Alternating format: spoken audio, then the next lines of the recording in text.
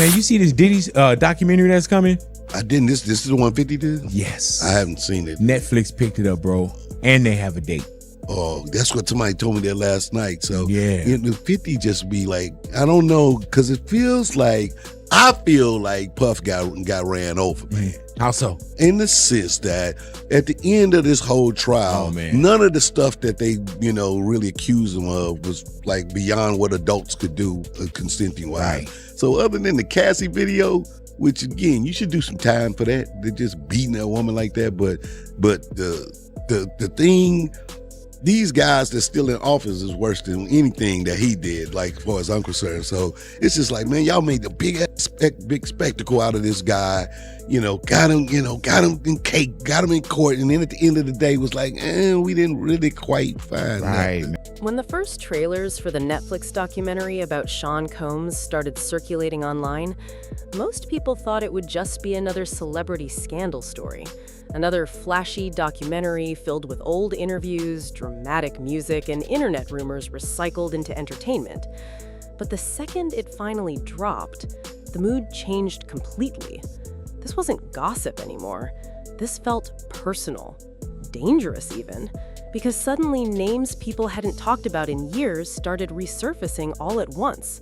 Old photos, old party footage, old interviews that once looked harmless now felt uncomfortable to watch, and social media noticed immediately.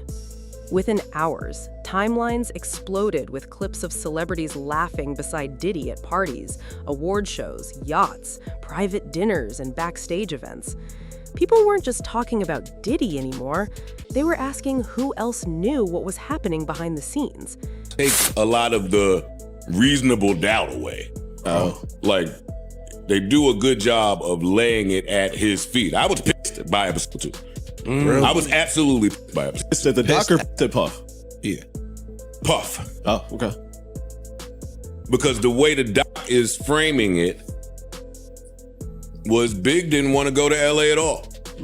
Like that little segment, and we maybe have heard that before, this doc did a good job of making you say, right after Pac dies, why would Biggie want to go to LA to finish recording the album? Like that just sounds real stupid today. It does a little bit. It does. And then they got interviews with all these key people where even if they are saying something you heard before, they saying a little more in depth. So they got the guy saying, I forgot his name, sorry. They got him saying, yo, Biggie was supposed to go to LA and then run with me over to London 2 days later, but that didn't happen. He was urged to stay. I mean, and then they get into the swapping of the Rolling Stone cup. And that's when the panic started spreading online. Fans began noticing something strange. Certain celebrities suddenly stopped posting. Others quietly deleted old pictures. Some limited comments. Some completely disappeared from social media for a few days, like they were waiting for the storm to pass. But here's where things got really intense. The internet became obsessed with one specific group of names: Jennifer Lopez, Jay-Z, Beyonce. And once those names entered the conversation, everything changed. Because these weren't random celebrities connected to Diddy through one photo or one event. These were people tied to entire eras of music, power, fame, and influence. People who were seen beside him during the years when his empire looked untouchable. The internet started revisiting every interview, every red carpet moment, every old clip they could find. Suddenly, fans weren't watching these celebrities the same way anymore. They weren't looking at glamorous moments.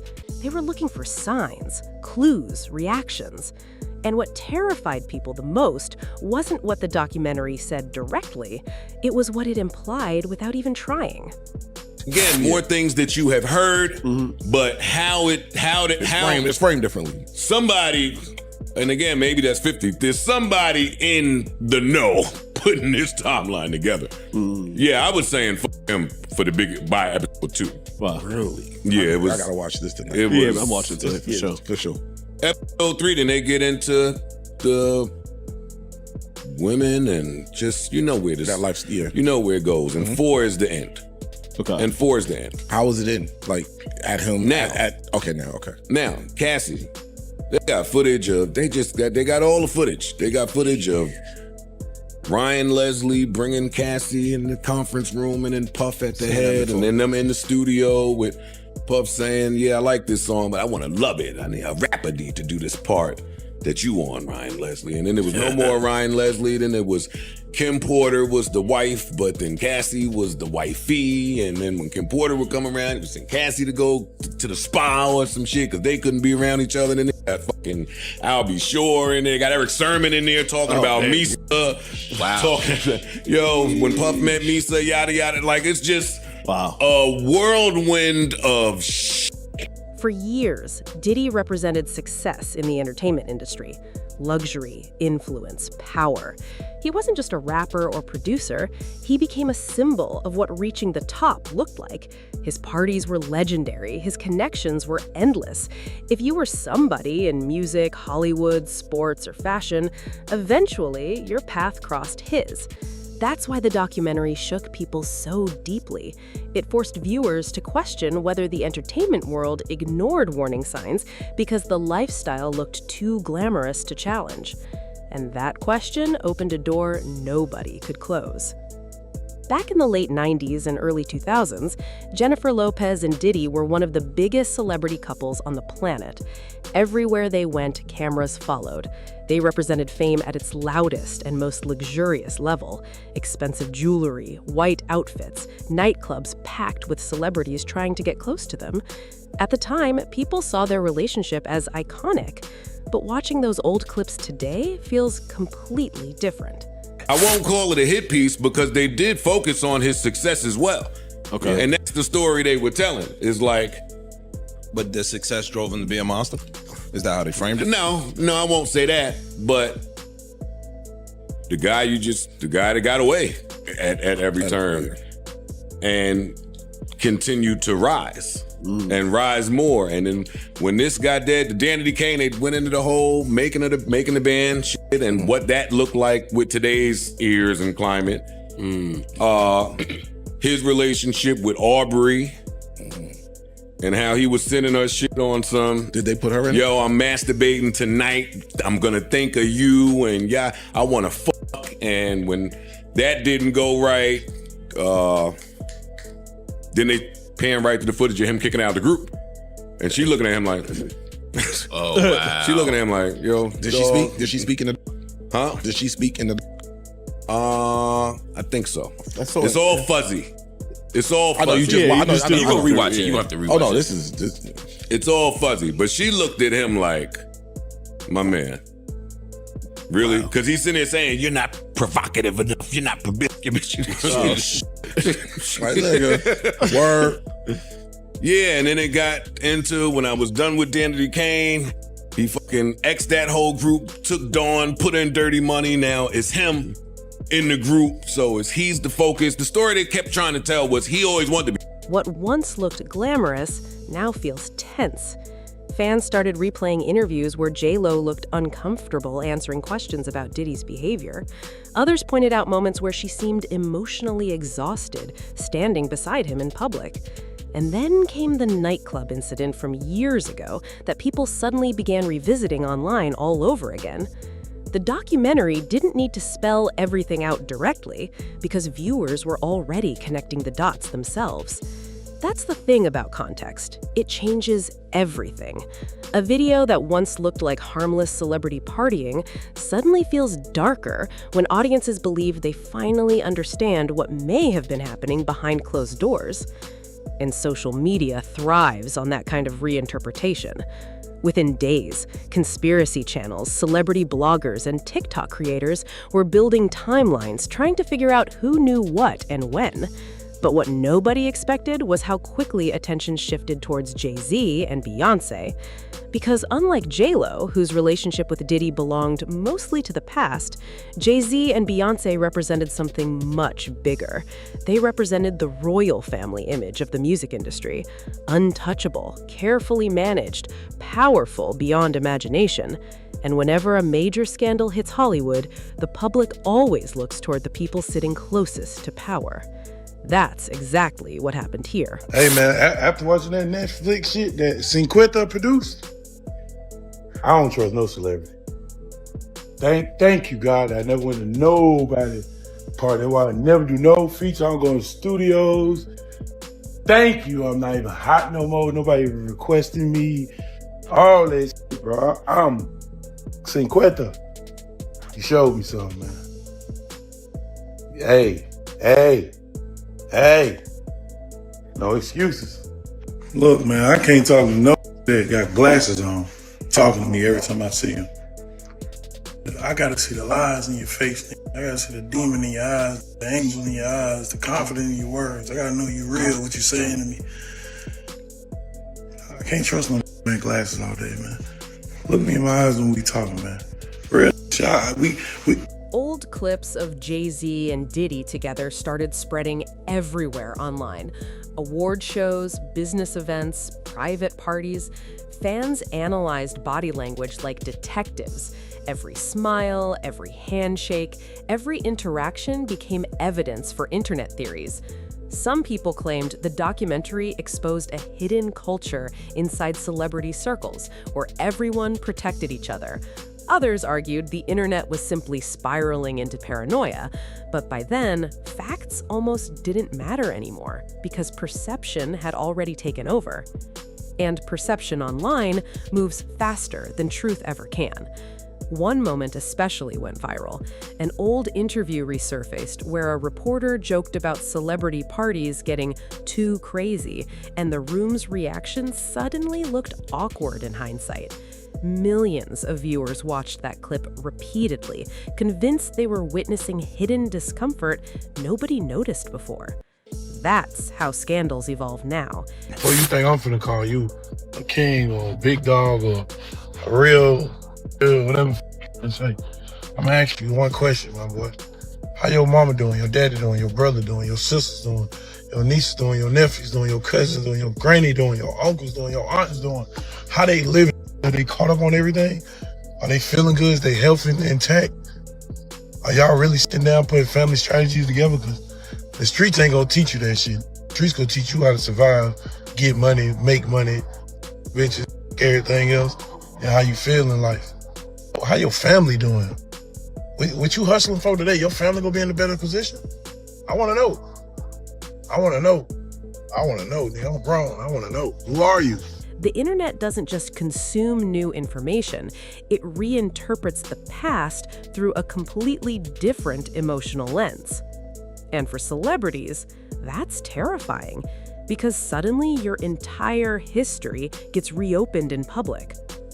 People began questioning why so many celebrities stayed silent for years whenever rumors surrounded powerful figures in entertainment, why nobody spoke louder, why everyone seemed afraid to challenge certain people publicly.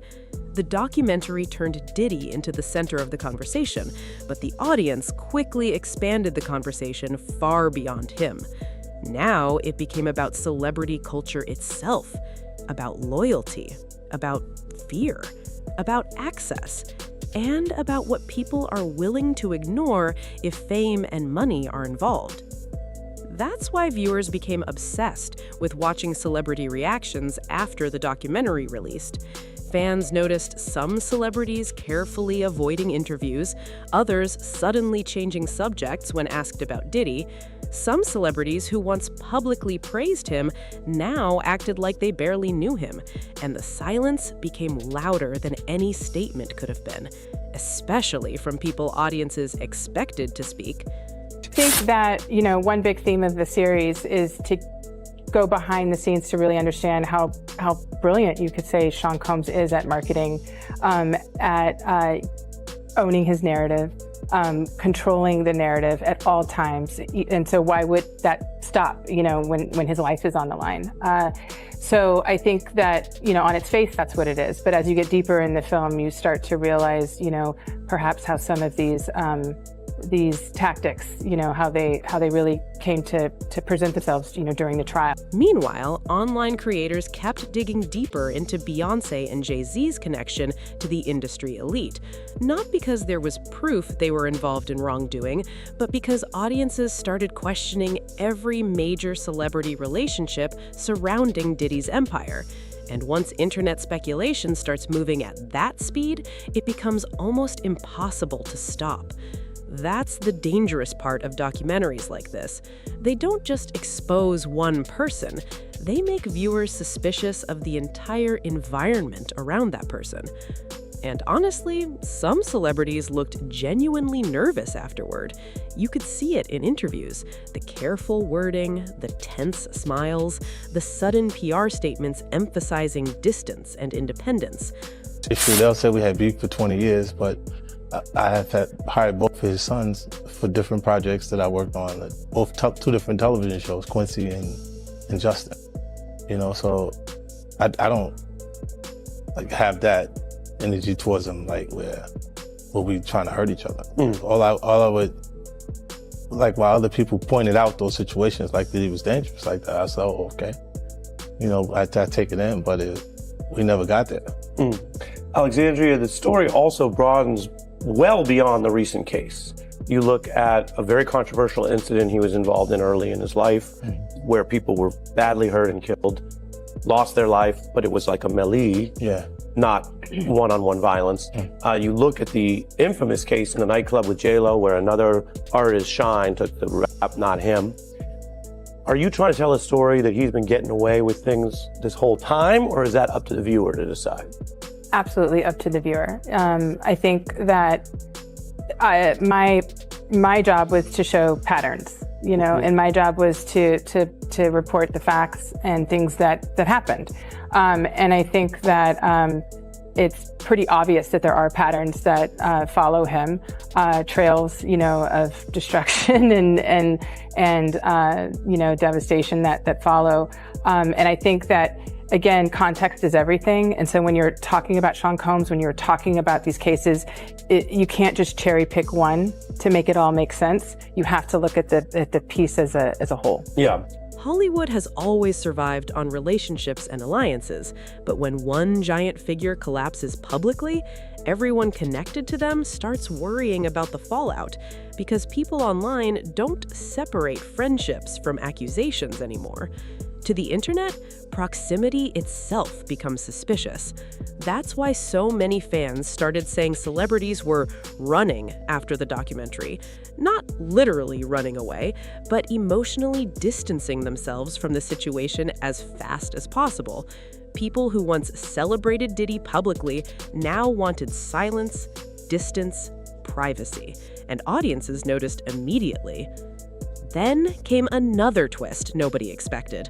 Some fans started defending these celebrities aggressively, arguing that simply knowing Diddy made someone guilty of anything. And honestly, that's true. The entertainment industry is small at the highest level. Powerful people cross paths constantly. But social media rarely operates with patience or nuance. Once public opinion turns emotional, logic often disappears. And emotions around this documentary were running extremely high. Well, you're a journalist, Harvey, you would not disclose your sources. We usually don't. Yeah, but I got it. Yeah. Especially because the documentary arrived during a time when audiences already distrust celebrity culture more than ever before. People are tired of polished images, tired of curated perfection, tired of billion-dollar branding campaigns pretending celebrities live normal lives while hiding chaos behind the scenes.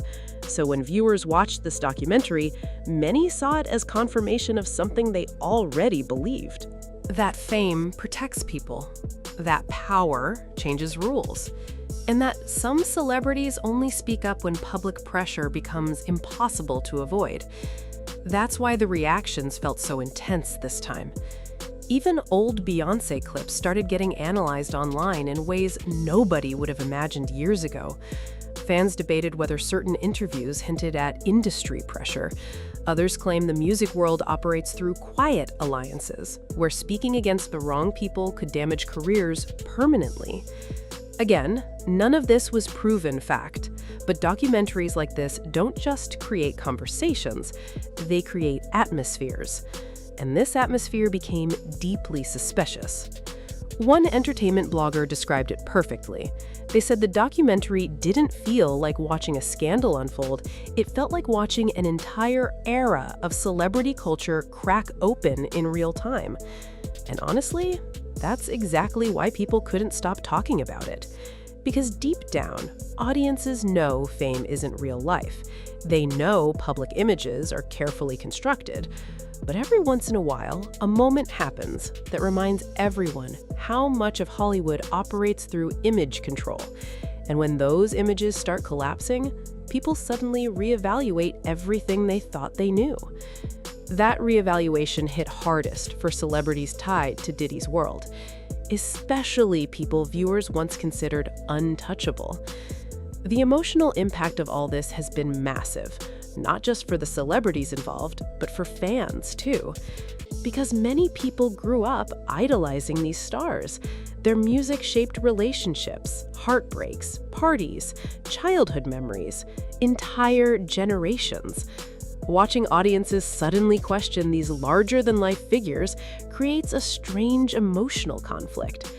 Fans want to defend the people they admire, but they also want accountability and honesty. And balancing those two feelings is uncomfortable. You could see it happening all over social media. Some fans completely rejected the documentary and accused Netflix of exploiting scandal culture for ratings.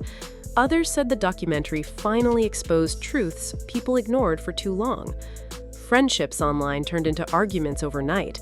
Entire fan bases started fighting each other over who deserved blame, who deserved grace, and who should have spoken sooner. But underneath all the noise was something sadder: disappointment. Because viewers weren't just reacting to Diddy anymore, they were reacting to the possibility that fame itself may reward silence.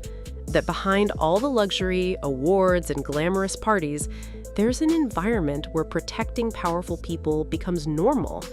And that realization hit a lot of fans emotionally, especially younger viewers who once saw celebrities as role models. Meanwhile, for stars like J.Lo, Beyonce, and Jay-Z, the pressure became intense because public perception can damage reputations even without evidence of wrongdoing. That's the cruel side of internet culture. Once your name enters the conversation, escaping it becomes nearly impossible. Every move gets interpreted through suspicion. Every silence becomes a statement. Every old friendship becomes controversial. And celebrities know them. That's why so many public figures look cautious after the documentary release. Nobody wanted their words twisted. Nobody wanted headlines connecting them to a scandal spiraling out of control online. So instead, many stayed quiet and hoped attention would move elsewhere.